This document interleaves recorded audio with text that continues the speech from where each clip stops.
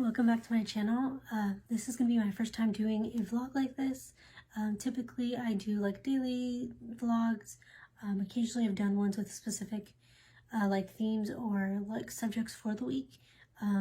Specifically when a new book is gonna come out or a new I've done vlogs when new like BTS songs or albums are gonna be coming out. But I've never really done a specific reading vlog like this, so I'm excited to try this out and see how it goes. So for this reading vlog, I am going to be reading some horror books, some spooky books. Today is August 29th. So for me, spooky season has officially started. Pumpkin Spice comes out this week, I believe. I think it comes out like on Wednesday. So although it's not quite September yet, for me it's definitely started. So my friend Ray and I have decided to do a horror spooky readathon together. I'm not sure how long it's gonna be. I don't know. Originally we were talking about doing like the month of September, but we obviously started sooner, so I'm not sure how long it'll go. It's not like set in stone. We don't have set dates. We're not both reading all of the same books. We are buddy reading a few books together, but we're not reading all of the same books. We don't have like set dates or anything. We're just gonna kind of see how long it goes. So yeah, right now I'm going to do kind of the intro and talk about the books that I'm hoping to be reading, and then we'll get into the actual like live reading portion of the vlog. So the first book that I'm hoping to read is going to be Catherine House by Elizabeth Thomas. I am going to be listening to the audiobook of this. There's a little bit of a spoiler, but I actually already listened to it. So I'll talk about that after I get through the rest of the list. But I did already listen to this. I'm going to add the covers for the books that I don't have here. The majority of these books are either ebooks or audiobooks. I have 2 physical books, and I think I'm going to be getting 1 or 2 more from the library. But the majority of these will be ebooks and audiobooks. So I'll put the cover over here. But yeah, so the first book, like I said, is Elizabeth House by Elizabeth Thomas. It is a book about a girl who goes to this super private and like elite college, I guess. It's technically a college, but it's like really private. It's in a house. It's not like a whole like a university or typical like campus. It's just one big like mansion basically. And it's tucked away like in the woods. Nobody has access to it. And the thing about this school is that when the students enter the school, they don't leave again. So the students are at the school for 3 years, and as soon as they enter through the gates, they don't leave again. They are expected to leave their past lives behind. They have no contact with the outside world for the 3 years that they are at this school. So I had heard a lot of good things about this book. A lot of people were recommending it for the spooky vibes of the dark academia. The author herself describes it as a gothic book, and so that's all that is exactly what I wanted for this readathon. So Ray and I both read this one together. So like I said, I did already actually listen to this, so I'll talk about that at the end. The next book that I'm going to be reading is this one, No One Gets Out Alive, by Adam Neville. So this is actually, like you can see, a pretty big book. I got this from the library. I did see this in a few different TBRs, or not TBRs, but like reading vlogs from other YouTubers. I know Jordaline read this. I'll tag her down below. And I think Olivia from Olivia Reads Latte read it as well. But I know I've seen a lot of people talking about this one. I haven't started it yet. I'm going to be starting it tonight, so you'll see like some clips of me reading that later on in the vlog. So these videos are always kind of hard for me because I typically go into books blind. I don't usually read like synopsis. I usually go in pretty blind, whereas Ray's pretty much kind of the opposite. She likes to read like reviews ahead of time. She definitely likes to read synopsis, and she usually has a pretty good idea of what to expect from a book. I'm basically the opposite. I like to know almost nothing when I start a book. So this, I honestly don't really know what this is about. I watched Jordaline's vlog when she read it, so I kind of got an idea from that, but I'm going to read a little bit of the inside cover here. So it says, when Stephanie moves to a deprived neighborhood of North Birmingham, she's just happy to find an affordable room for rent that's large enough to not deserve her previous room's nickname, The Cell. The eccentric, albeit slightly overly friendly landlord seems nice and welcoming enough. The ceilings are high and all the other tenants are also girls. Things aren't great, but they're stable. Or at least that's what Stephanie tells herself when she impulsively hands over enough money to cover the first month's rent and decides to give it a go. But soon after, she becomes uneasy about her rash decision. She hears things in the night, she feels them, things or people who aren't there in the light, who couldn't be there because after all, her door is locked every night, and the key is still in place in the morning. Concern turns to terror when the voices she hears and presence she feels each night become hostile. It's clear that something very bad happened in this house, and something even worse is happening now. Stephanie has to find a way out before whatever's going on in the house finds her first. So this definitely sounds spooky. Definitely a lot more creepy than what Catherine House ended up being. So yeah, like I said, I'm going to start this today and we'll see how it goes. Probably going to end up bringing this tonight, which hopefully I don't break myself out. But yeah, like I said, it's pretty big. It's got the writing, at least in this copy though, is fairly big. So let's see, it's over 600 pages. It's over 600 pages long, so definitely a chunky one, but I'm really excited to start it. So the next house I don't have a physical copy, or the next book I don't have a physical copy of, but that is going to be The Last House on Needless Street. This is another one that I've heard a lot of people talking about. And again, I don't really know what this one's about, but just the cover itself is pretty spooky, so I'm really excited to start that one. I'll talk more about what it's about when I actually start it. I'll probably try to do No One Gets Out Alive first and then start this one. I may start sooner, depends. I do have a physical copy. I already have an ebook saved on Overdrive, but I did end up getting a physical copy from the library as well. So at some point, part of this vlog is going to be going to the library, walking around my local library, checking some stuff out, and then checking out the actual books I have on hold. So that will probably be later on in the week. So yeah, The Last House on Needless Street is going to be one of the books that I hope to read. And then Camp Slaughter. Again, I'll have the cover up here. I did actually already start this back in like May or June. Olivia Reads a Latte had read it a while ago and really liked it. So I had started it, but it just wasn't the right time for that kind of book. I just wasn't in the mood. So I ended up stopping it. I got about 10% in maybe. So I'm going to restart it at some point and read that.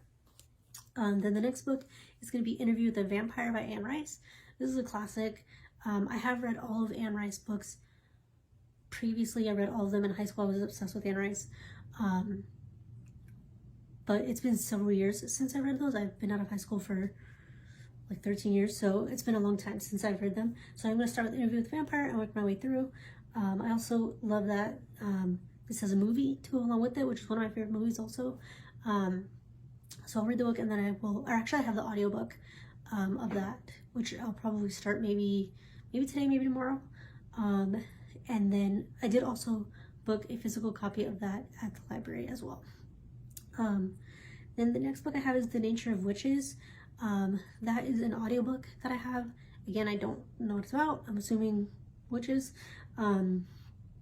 I think this is another one that Olivia Reads a Latte recommended. I know I've heard someone on YouTube mention this one. I get a lot of my recommendations from YouTubers or like Bookstagram, so I'm sure someone must have mentioned this at some point, and that's why I added it to my list. The next book I have is called The Push by Ashley Audrain. This one, I believe I received an arc of it originally, and then I never got to it, and then now I actually borrowed it from the library to, I don't remember if I have the audiobook or any book of this one, but, and I didn't even realize that it was horror until it popped up on a list of like horror books that I happened upon, so I decided to go ahead and add it to this list. The next book is The Atlas 6. This book has been going around a lot on BookTube and Bookstagram. I have gotten it several times from the library and just not gotten to it. It seems like the books I request always come from the library when I'm in the middle of something else. Or I'm the type of reader who likes to read several books at once. So like I'll finish a book and then I'll like start reading, or I'll request multiple books from the library and I'll kind of like swap books in as I finish them. And Atlas 6 has come in many times, and I've never actually even started it. It always ends up like expiring before I even get to it. So this one I definitely want to get to. I've heard a lot of good things about it. If I'm not mistaken, this book is about the Library of Alexandria, which is something that I'm super interested in. I believe it's this book that is about that. But yeah, regardless, I've heard a lot of good things about this one, so I'm really excited to start that one. I have an ebook of that as well. So the next book I have is this one. So this is called Nothing But the Night. This is actually an ARC copy that I received from St. Martin's Press. This comes out in September. This is by Greg King and Penny Wilson. This is about the murderers, Leopold and Loeb. This happened back in the 1920s. I had heard the names, but I wasn't really familiar with the details of the murder itself, or of their story. I didn't really know anything about them. But I love anything having to do with like true crime. I listen to My Favorite Murder all the time. I'll link that below. It's a podcast. I listen to that all the time. I like procedural shows like SVU and Criminal Minds, things like that. And I love anything having to do with true crime. So I was really excited when this came in the mail. I did start it yesterday, but I'm only like 17 pages in. So I'll talk more about this when I show like the clips of me reading this. The next book I have is called Unmasked by Paul Holes. This is another true crime book. I'm not 100% sure exactly what this one's about. I believe it was one that was recommended on My Favorite Murder podcast. So it may be a story that I heard on there, and then they always reference like the books and stuff they pulled from. So as I listen to the podcast, I have like a running list of TV shows they mention, podcasts they mention, books they mention. So I believe this book came from that list. So the next book I have on my list is Manhunt by Gretchen Felker Martin. This book is one of the weirder ones on this list. I think this is definitely more horror, more like gory. I want to say that this is a dystopian, if I'm remembering correctly, and about these women who harvest men's body parts, men's testicles, for something. I believe that's what I read in the synopsis. So it's definitely one of the weirder ones, but this was again another one recommended, or maybe not recommended, but that Jordaline read, and so I took it off of her list. And yeah, it sounds interesting, so we'll see how it goes. Next one is A Head Full of Ghosts. This was also recommended by Jordaline. Again, I don't know what it's about. I'm assuming it's like paranormal. Then the next book is The Devil of Mankind by Mo Hader. This cover is just creepy to me. Honestly, I don't really know what it's about. I want to say that it's a possession story. So the reason why Ray and I decided to start doing this readathon is because Jordaline is doing a readathon on her channel, and hers is beginning in September sometime, I think like the first weekend of September, which is this coming weekend. I think hers goes for like a week, and there are different prompts, which I'll talk about in a minute, and this was one of the books that I chose for that prompt. So we decided to just start early. In August, we started like last week, but technically we are doing this as part of Jordaline's readathon. We used her prompts, and then I just added a bunch more books. I think she has like 5 or 6 prompts, and I ended up with like 15 books total. So like I said, we're not really, she gave us the idea to do this spooky readathon, but we're not like officially like taking part in hers. So yeah, The Devil of Mankind I think is a possession story, which isn't something I love.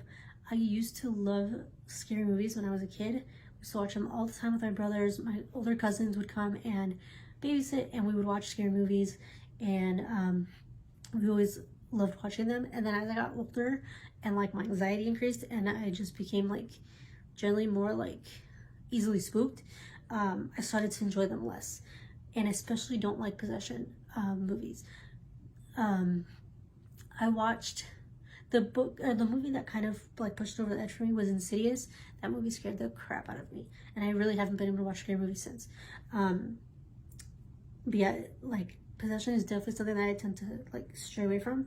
So I don't know for sure if that's what this is, but I know there is a book on here about possession because that's one of the prompts for the readathon.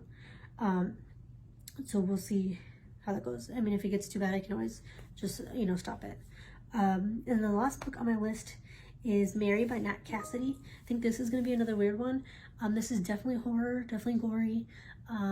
There's another one that Jordaline read. I watched her vlog when she read this book, and it sounded really creepy and really gory, but super interesting. It's about a woman who, when she sees herself in the mirror, she sees herself as like withering away, like wasting away, like her skin is falling off or coming off, I'm not sure 100%, and like some weird things start happening. I believe she's kind of like an unreliable narrator. I remember Jordaline said she wasn't sure at the time if it was like a possession thing or what exactly was going on, and she was really good about not giving spoilers, so I don't know exactly what happened, but I know she said it was very gory and it did creep her out in a few instances, so I'm really excited for that. So like I said, I don't really like scary movies because I don't like being scared by them, but books are kind of the opposite. I think it's fun to be scared by books, and I usually end up reading these scary books at night when my husband's asleep, and I end up creeping myself out, but that's kind of like the fun in it. So yeah, that is, those are all the books on my list. Okay, so I just took a look at the list. I made a Notion page of the prompts for the readathon, and I actually made a page in my bullet journal too, so I'll show that at some point. But I just realized that there's actually at least one book that I left off of here. Another book for the horror written by a BIPOC person or author is going to be Mexican Gothic. I do own that, a physical copy of that. I actually started that last year, and I didn't love it, but I think I started it like after Halloween, and I was just kind of over it. I had already read so many like horrors and spooky books by that time that I was just kind of over it, and I was ready to move on to like Christmas stuff. So I think I just started it at the wrong time. I have heard a lot of good things about it. A lot of people really like it. I believe that author, either there's a sequel to the book, I didn't finish it, so I don't know if it's meant to be like a series. Either there's a sequel to the book coming out or the author's next book is coming out, I believe. But what I did read of it, I did like, so I'm gonna give it another try. So like I said, that's for the BIPOC author category. And then Mary is actually the possession category. So I guess that kind of answers that question. So for the favorite horror trope is gonna be the last house on Needless Street. That is, I love anything that's like creepy houses, like houses that are like tucked away in the woods that not a lot of people have access to.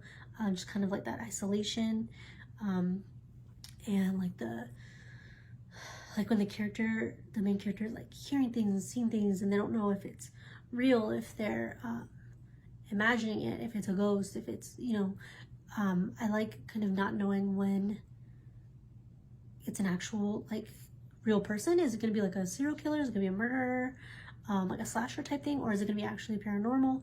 So I kind of like that. Like not knowing, but I really love the idea of like an isolated house and like the people stuck inside it, which I believe is what Last House on Needless Street is. So that is for that category. And then there is a splatterpunk category, and that is going to be Manhunt. And then the Dark Academia was supposed to be Catherine House, but that didn't really come through. But yeah, so those are all the books, and now we will, I'll talk about Catherine House, and then I will get into the actual reading. So Catherine House, for me, I started this a couple days ago. Like I said, I read or I listened to, I guess, the audiobook of it. Ray and I both agreed that this book was not in any way gothic or dark academia. Like, just because a book takes place in a school does not make it dark academia. Neither of us really got those vibes. It was confusing. And I'm gonna be fully honest, I actually didn't finish it. I got about 60% of the way through and kind of gave up. Ray did end up finishing it, and she just kind of told me what happened.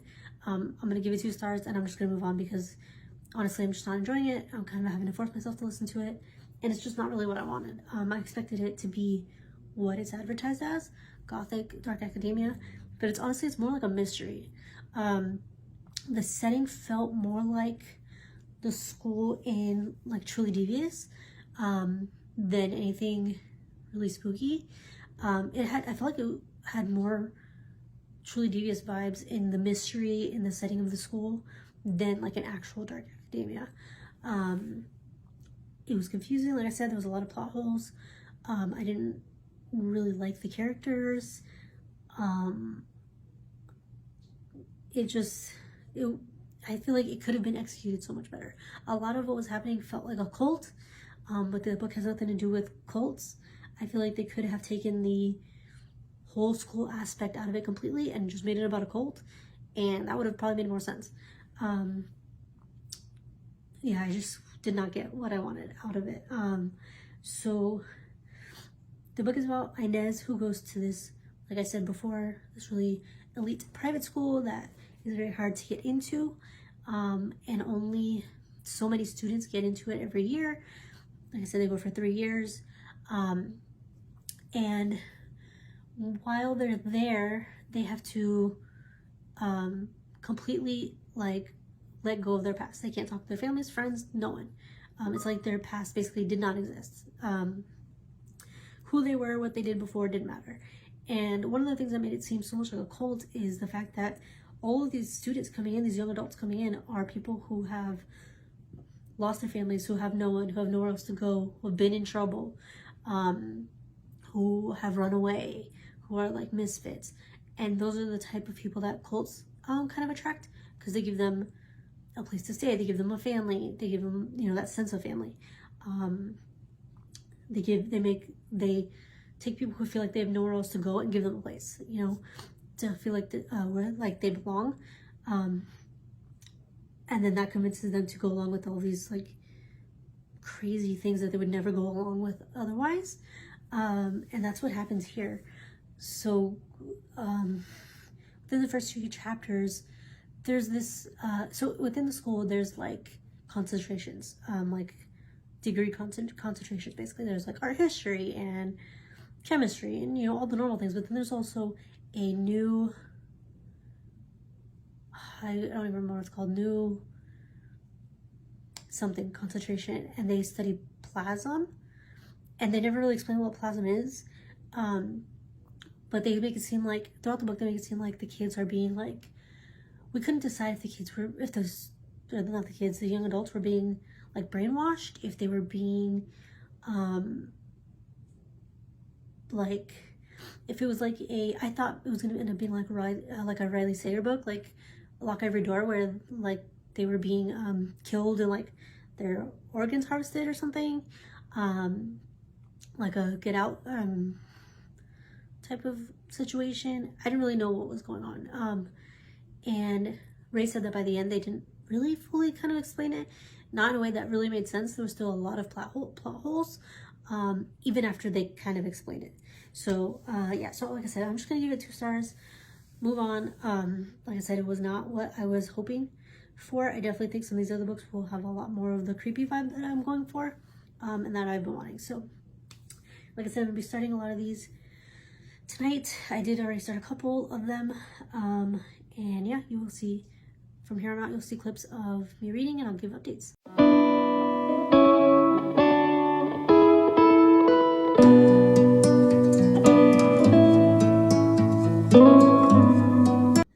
Back. So I have not updated in a couple of days. I haven't really read much horror wise for the readathon that Ray and I are doing. I was finishing up a couple of other books that I was reading before I really started the readathon, other than Catherine House, which I already talked about. But I did start No One Gets Out Alive. I started that yesterday, last night, and it just kicks off right away. Immediately, it is spooky, it's creepy, it's exactly what I was waiting for or wanting. Within the first like 2-3 pages, it was already getting creepy, so which I love. So it is a pretty big book, like I said before, and I did rent this from my library, or check it out from my library, so I have it for another like 16 days, I think. So I kind of split up. There's like 650 something pages, so I split it up, like I divided it by 16 days, and it equals out to about needing to read 36 pages a day to finish it. So I did that last night. I brought it to work with me in the hopes that I can read it on lunch maybe. Today's Wednesday, and on Wednesdays, like, we're all in the office, so we all have different days when we're in the office. And Wednesdays is the day when everybody's in the office, so we usually all end up going to lunch together, and then so usually I don't end up reading on my lunch. But I brought it on the off chance that maybe I end up going to lunch myself. Sometimes I'll go to lunch early. I'll be kind of antisocial, and I'll go to lunch before everybody else so that I can actually sit and read. So I might do that today. We are having a potluck today, so that might not happen, but I brought it just in case. But yeah, immediately, like I said, it just started off right away, super creepy. This is about a woman, I forget her name, Stephanie. Okay, so I thought Stephanie, who is kind of on, she's kind of hit rock bottom. She is, she doesn't have a lot of money. She's working she was working for like a temp agency that sends her to different places, but it doesn't pay very much money. She has had to leave home because her father died, and her stepmother, I don't know if the stepmother is like just not a good person and is just like, you're not my daughter, like, get out, or she mentioned something about her stepmother having some kind of disorder, so I don't know if there's like mental illness involved, but either way, she ended up having to leave her home, and she doesn't have anywhere to go, so she moves into this house where the landlord of the house has rented off different rooms in the house as like apartments, so like a boarding house basically. And the house is not nice. It is dirty, it's old, it's decrepit, it's kind of spooky, but it's very cheap, and you know, it's all she can afford. So the landlord tells her that there are only women living in the house, but she's never actually seen any of these women. And the house, a lot of the house seems like there's no one in it. Like, she goes to use the restroom, and the like toilet seat is like dusty, and the bathtub and shower seem like no one's used them in a very long time. And then a little while later, she goes and uses like the kitchen, like the communal kitchen, and there's nothing in the fridges. Again, the counters are like dusty. A lot of the appliances, you can tell that like haven't been used in a very long time. So it doesn't really seem like there actually is anybody else living in this house. Then, so as there's been a couple of times where she'll like hear what appears to be like the noises of somebody else in the house. She hears faucets running, she hears like people walking, she hears the front door opening and closing. But then when she goes to see these people so she can see who she's living with, there's no one there. And so she keeps like rationalizing it, trying to think of it logically, like, oh, you know, they must have just walked out of the door quicker than I thought and I missed them, or maybe they turned a corner and I didn't see them, or you know, maybe just nobody in the house cleans and that's why it's so dirty and doesn't feel like there's anybody living here. So she keeps like rationalizing it and trying to think of it logically, while like the signs are just adding up. Typical like spooky ghost story. You know, all the signs are there where your house is like haunted and you choose to ignore it. I don't know if that's where it's going, if it is going to be like a haunted house ghost type thing, or if it's going to be something else. so far, the only other person that she's actually spoken to in this house is the landlord, who seems to be kind of like, one, he's like taking advantage of her, because even though the what he's charging her for rent is cheap compared to other places, the house is completely like run down and dirty, and like he definitely shouldn't be charging that much to live there. But also he's like borderline illiterate. Like they showed a place where he had like the posting for the apartment, like in a coffee shop or something, and like everything was spelled wrong. It was spelled the way like a child would spell it. So I'm not sure what exactly is going on there, but he's the only person that she's actually spoken to in the house. There was a part where she was in the kitchen and she heard like a woman's like high heels walking on the tile and then going up the stairs. And so she runs out of the kitchen to try to talk to this person, thinking this is one of the other tenants of the house. And the way and this is kind of weird too, the way the landlord has the house set up is that there are like all the lights are on timers. So as you walk, like the timers only stay on, the timers only keep the lights on for like 30 seconds or something. So you hit the switch, the light stays on for 30 seconds and then it turns off. So she's following this person and she's turning the light on as the person's walking up, but they're hitting like the dark part of the hallway right as she's turning the light on, so she never really gets a good look at the other person. She can tell it's a woman, and she sees the woman like going through her door into that woman's apartment. So she catches like sight of like long blonde hair, she says, but she's calling out to the woman like, hey, like my name's Stephanie, or hey, you know, talking to you, whatever. And the woman just keeps walking, like completely ignores her, doesn't look back, doesn't acknowledge her at all. So she takes it as this woman's being rude. But I'm thinking maybe that woman's a ghost. Maybe it's like one of those things where it's like a loop of like I don't know if anybody's ever seen Supernatural, but like in Supernatural, a lot of times like spirits will live in like a loop of their life, just like over and over and over again. So I don't know if it's that, or maybe the woman is real and was just rude. I don't know. So like I said, I'm only 37 pages in, so obviously there's still a lot to happen, but it's really good so far. Like I said, I don't know when I'm going to read the rest, or what I'm going to read today. It'll either be while I'm at work or it'll be tonight. It was kind of creepy to read it at night. Like every little sound had me like jumping. I always try to remind myself that like we have a pit bull, so if there was somebody actually in our house, or like if there was actually something going on, like she would probably start barking. So as long as she's like sleeping and calm, then I know I'm good. And then, so that's it for No One Gets Out Alive right now. This morning I was watching a YouTube channel. I can't even remember her name. It's not Mel Reeds. I don't remember her name, but I'll tag it below. I watched she did like a 24-hour readathon, and she read False Witness by ɪ봏ᴏᴅᴅᴅ, and I didn't realize that this book was out, or that ɪ봏ᴏᴅᴅ had this book.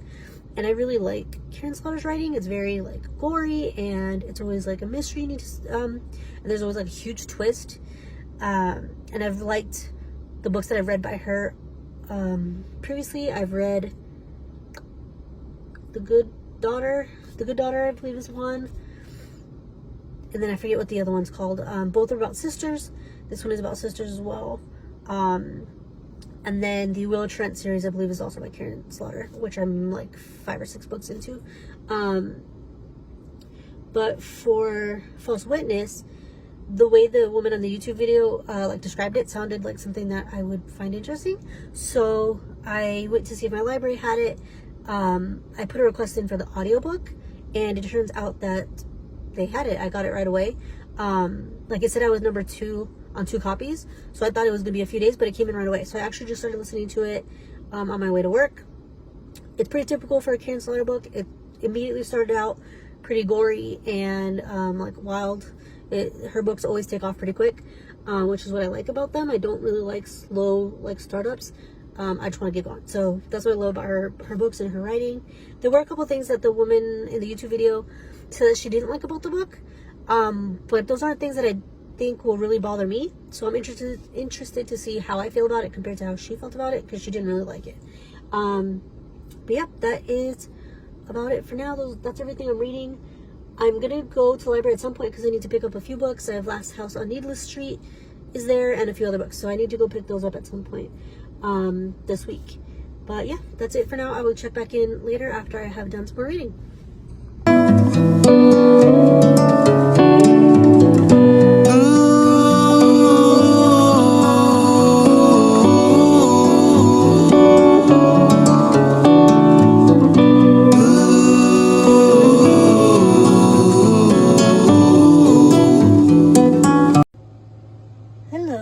So today is Friday, September 2nd, and I am finally on my way to go get the first pumpkin spice of the season. I'm super excited. Pumpkin spice came out 3 days ago, and I just wasn't able to get it then. But usually I work from home on Fridays, and usually I'll go on a Starbucks run for my husband and I. So that is what I am doing. So I'm heading to Starbucks now. There's one not far from our house. Yes, we are huge pumpkin spice people.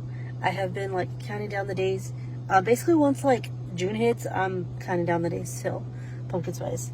So I'm really excited. The Starbucks by our house isn't the best. My husband like refuses to get chai there. That's usually like his go-to drink.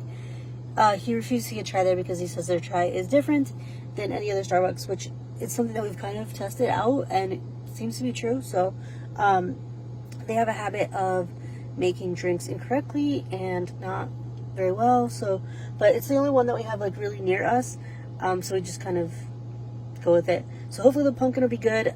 I really hope they're not sold out. and be so mad. But yeah, I was gonna do a reading clip to talk about No One Gets Out Alive, so I figured I would take you guys along to Starbucks as well, and I'll kind of talk about that on the way. So for No One Gets Out Alive, I have been reading, I think I said the first clip that I had figured out that if I read like 37 pages a day, I could finish it by the time borrowing it from the library was up. So that's what I've been doing. I've been doing about 37 to 40 pages a day. I don't like leaving off in the middle of a chapter. So usually I'll do the 37 pages and then like get to the end of whatever chapter I'm in. So it ends up being like 40 pages. And so far I'm really liking it. It's definitely spooky, it's creepy.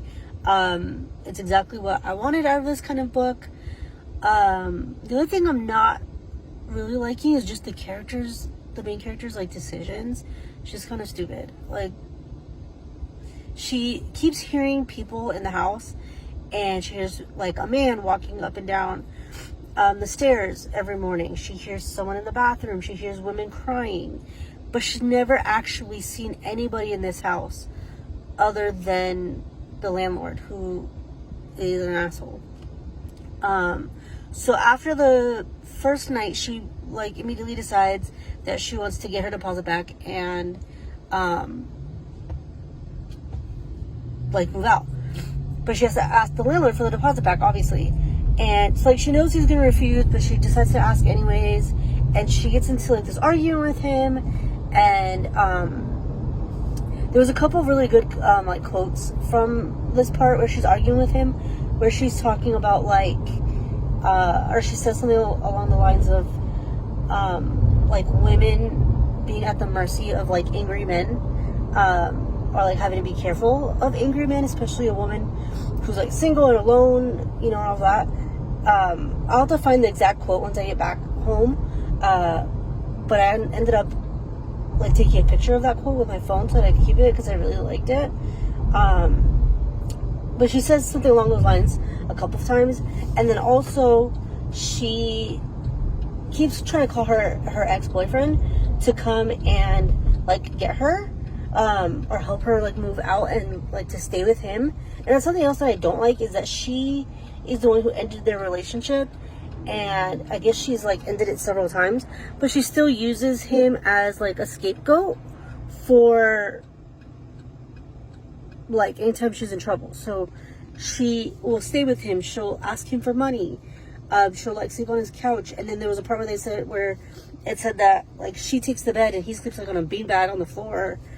And so he does all this stuff for her, even though she's the one who like broke up with him and keeps kind of like leading him on. And she just doesn't seem like a very nice person. She's definitely taking advantage of him. And at first, he like wasn't answering every time she would text or call him. And I'm thinking, like, Ray and I were talking about it yesterday, and we're both like, okay, something's going on with this ex. Either like the landlord killed him, because we're not sure what's going on with the landlord. Either the landlord killed him, or like something's going on. He's dead. But I guess he finally did answer some texts. And I guess he did finally call her. So I'm not sure what's going to go on with that. It seems like he's saying that he now is seeing somebody else, so he can't really help her anymore, which would be totally understandable. But I don't know. I kind of feel like something else is going to happen with that. So, yeah, so the boyfriend, she finally gets a hold of the ex-boyfriend, and he tells her, like, I'm seeing someone, I can't keep helping you. So I'm not sure what's going to happen with that. The landlord keeps mentioning this cousin who used to stay with him and is helping him renovate the house, but like there's no indication of the house actually being renovated. After the first couple of days, after having an argument with her, after she tried to get like her deposit back and everything, he acts like he's helping her by allowing her to stay in another unit or like room in the house on the ground floor. But it's like he says, well, I just renovated it, I just cleaned it. But the way she describes the room in the decor, it's like that the room had last been renovated in like the 70s or 80s or something. So and then he keeps saying that like there's parts of the house that are blocked off because they're being renovated, but there's no like construction workers, there's no like noise of construction, there's never anybody coming in or out of that part of the house to do renovations. So it's all very like suspicious. And like I said, she's been in this house. I'm on day 3, I think, or day 4. So like the book is broken up into sections as of like each day, and I'm on day, like I said, 3 or 4, and she's still not seeing another person in this house other than the landlord. And every time she tries to ask about the other people, he like goes off on her and becomes like aggressive and like volatile. And like, how many signs do you need that you should not be in this house before you finally leave? And it's not like she's stuck in the house. She leaves every day to go to work, but she keeps coming back. And like, I get feeling like you have nowhere else to go. And you know, she's you know, poor. She doesn't have a lot of money. She doesn't have like a stable job. I get all of those things. But, and then, so the ex like recommends that she go back to, I guess, like her hometown and stay with some of their friends. And I guess she says like it's not the friends themselves were not an option, it's the fact that her stepmother still lives in this town. And at this point I'm like, F your stepmother, like you're not moving back in with her. Like, I guess the stepmother was like abusive or like really mean to her after the stepdad died, and I think she has some mental health issues. And I get that, but he's not telling you to move back in with your stepmother. He's just telling you to move to like the same general area. Like, if that's your only choice other than being in this house, then like do it. And then she also says something about like staying in a hostel. Do that at this point. Like, anything at this point would be better than a house that is like consistently being creepy as fuck. So I'm not sure exactly what's going on. I don't know if it's the type of thing where the house is like haunted and there's like spirits. I feel like a lot of what she's hearing, a lot of the voices she's hearing, like crying and things, is very like repetitive. So I'm wondering if it's one of those things where like the spirit, like they're like on a loop. I've seen it in like TV shows, movies and stuff, where the things that spirits did will just continue to happen on a loop consistently. And so I'm wondering if that's what it is. The landlord's parents ran the boarding house previously, and he keeps saying that they only had girls in the boarding house, which is like, I kind of get, but it's also kind of weird. So I'm wondering if like the parents were killing girls off, and maybe she's like hearing the spirits of those girls. I'm not really sure, but yeah, we are about to pull up to order, so I will talk see you guys after. Yeah, so I got our drinks here. We got a, like I said, my husband doesn't like the chai at that location, so he gets a vanilla sweet cream cold brew with 3 pumps of pumpkin in it, and then I got a pumpkin cream cold brew. So he gets a vanilla sweet cream cold brew and then adds the just like pumps of pumpkin, and I got the actual pumpkin cream cold brew. I took my first sip. It was glorious. This time of year is like my favorite time of year. I just love everything about it. Like, it starts to cool off here in Vegas. The pumpkin patches start to go up. Things just get a lot more cozy. It's not as hot.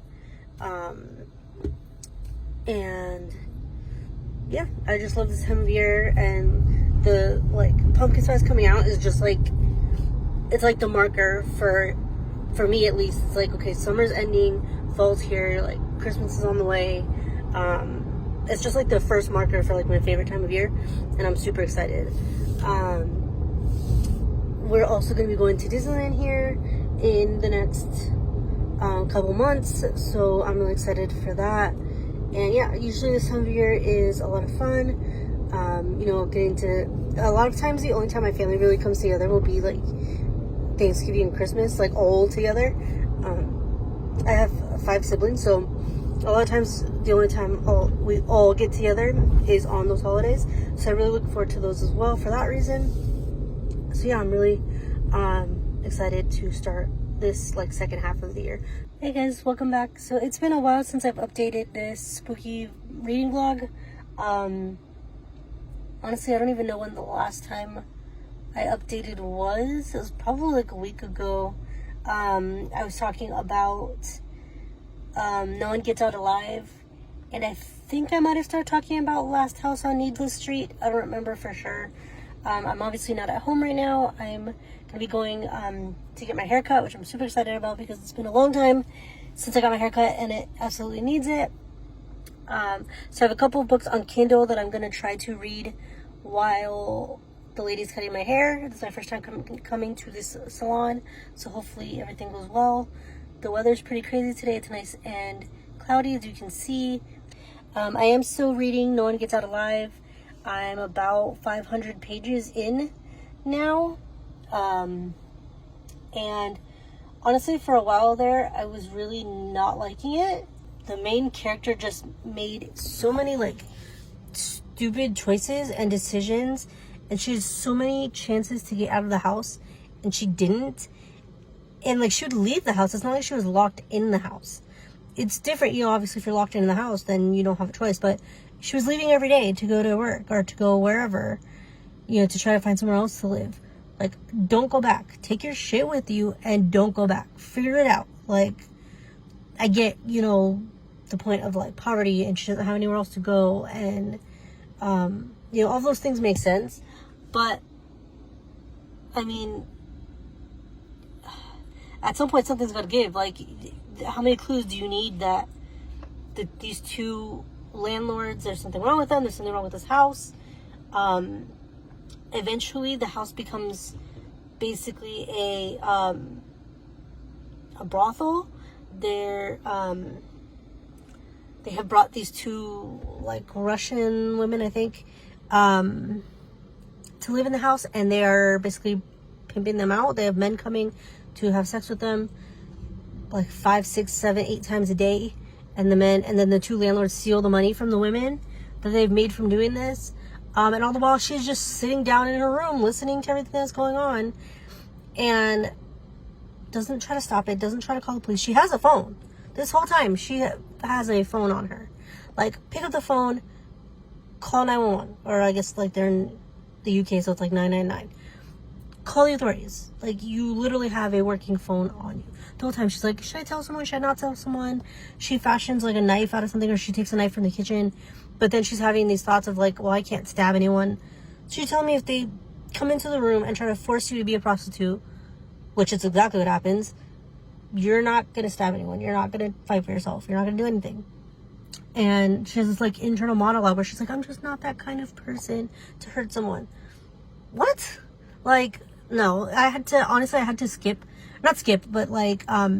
skim so many chapters because it was just making me so angry. like the two landlords were terrible and what was happening to these two girls upstairs. Eventually the two landlords, or the one landlord, I guess, kills one of the girls. And again, she hears this. She's literally standing downstairs in the like entryway of the house, comes in, hears him like raping the girl and like beating her to death, and just stands there. And I hate like books and movies. It's like a thing for me where people, like the main characters, are just stupid and they keep making these stupid decisions.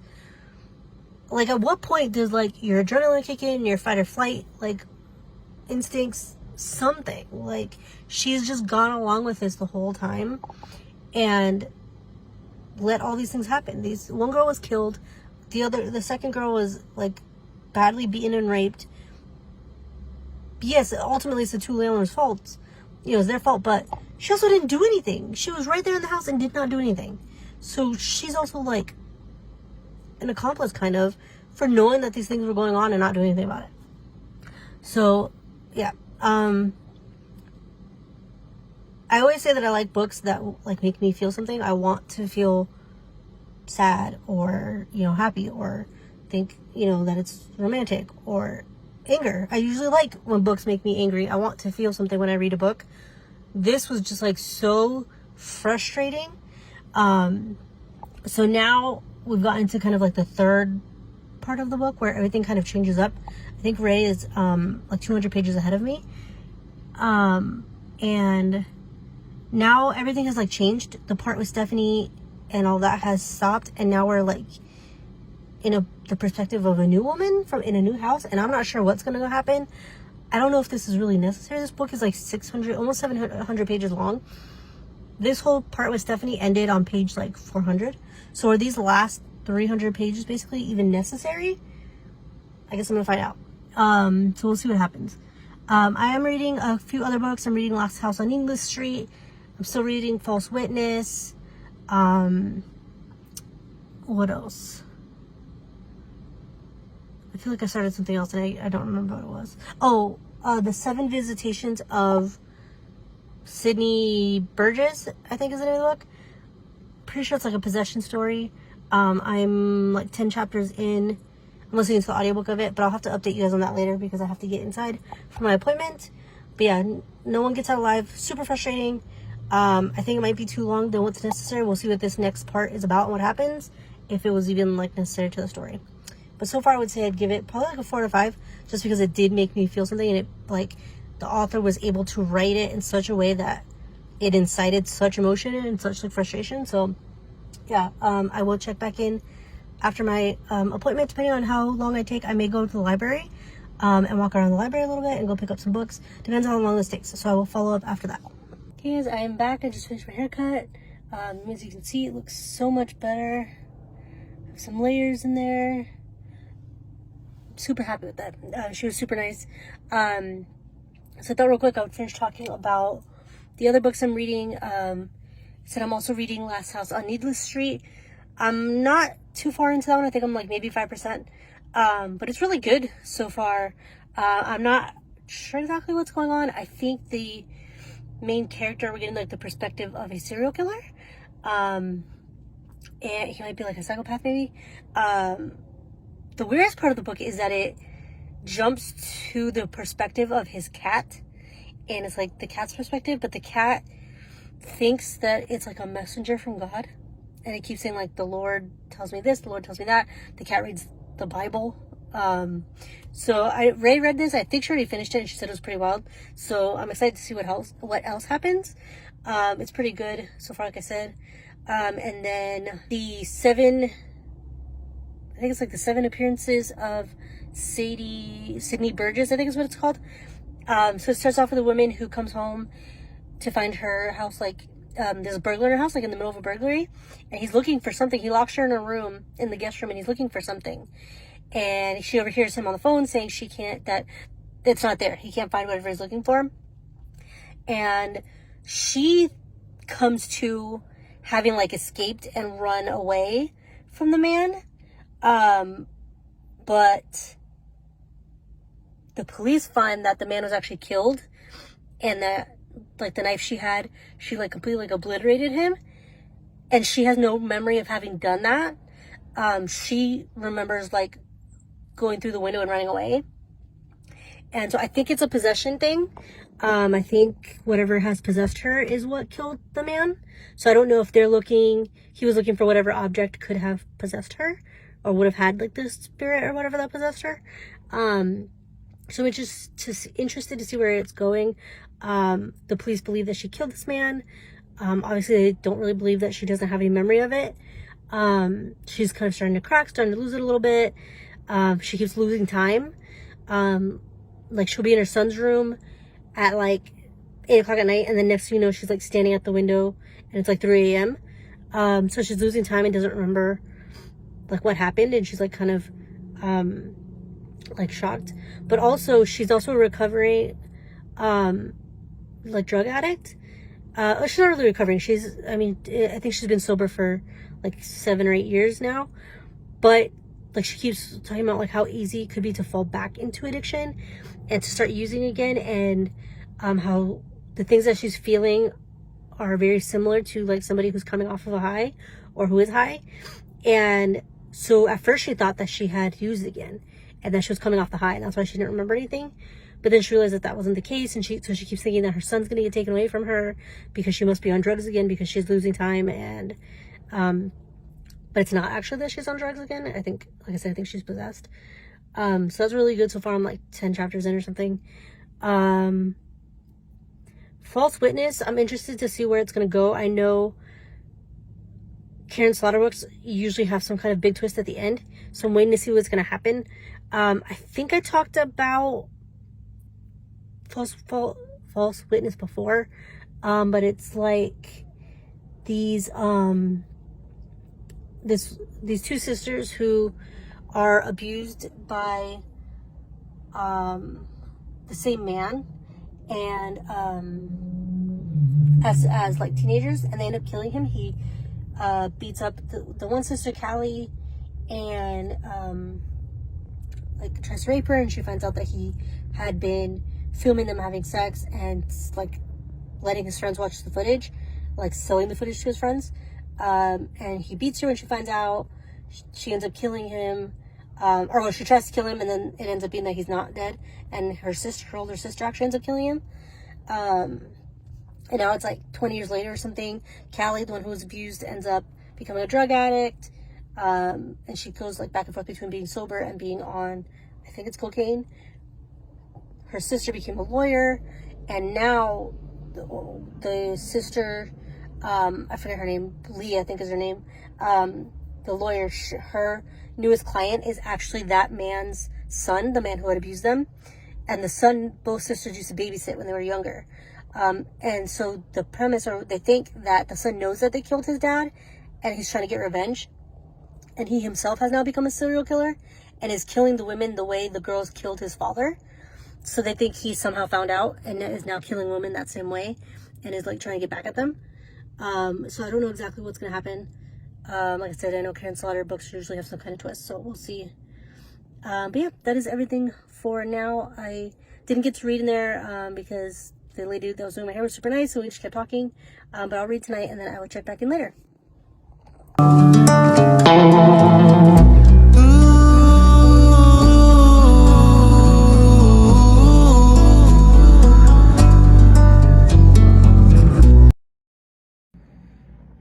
Hello, welcome back. So I'm actually just going to close out this portion of this spooky reading vlog here and then pick up a second part. I'm gonna make this like a multi-part series, I guess, because I do have several books that I want to read, and I want this to be like a spooky season and not necessarily just like a week.